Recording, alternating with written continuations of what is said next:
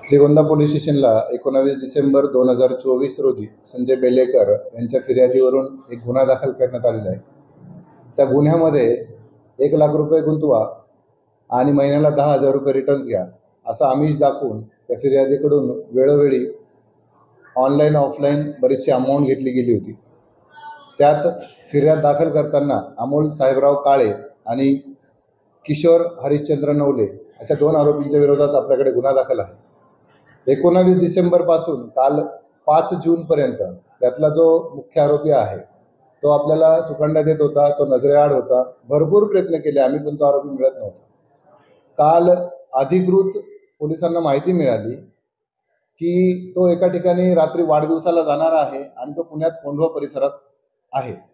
त्यानुसार आपण सूचना देऊन गुन्ह्याचे तपासी अधिकारी API श्री गणेश आहिरे यांना पोलीस स्टाफसह पाठवले असता रात्री उशिरा तो मिळून आला। त्याला आपण सकाळपर्यंत इकडे आणून त्याची चौकशी करून त्याला गुन्ह्यात अटक केलेली आहे। जे फिर्यादी आहे त्यांची मोठ्या प्रमाणावर याच्यामध्ये रक्कम जी आहे तिचा अपहार झालेला आहे।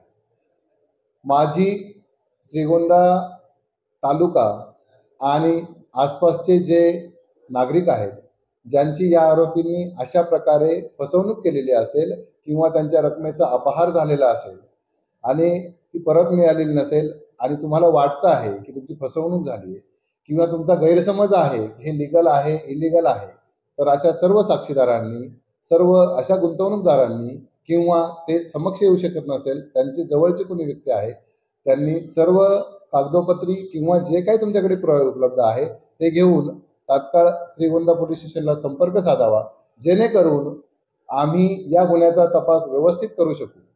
गुन्ह्याला आरोपीला आजच अटक केली आहे। आरोपीची आपण पोलीस कस्टडी घेत आहोत। पोलीस कस्टडीमध्ये आम्हाला जेवढं काय रेकॉर्ड मिळेल ते त्याच्या विरोधात पुरावा म्हणून वापरता येईल। तरी आपल्या सर्वांना नम्र विनंती आहे की असे जे कोणी फसवणूक झालेले किंवा ज्यांना या आरोपीपासून अशा प्रकारचा शेअर ट्रेडिंगच्या नावाखाली आर्थिक त्रास झालेला आहे त्या सर्वांनी समोर यावं आणि आम्हाला तपासात सहकार्य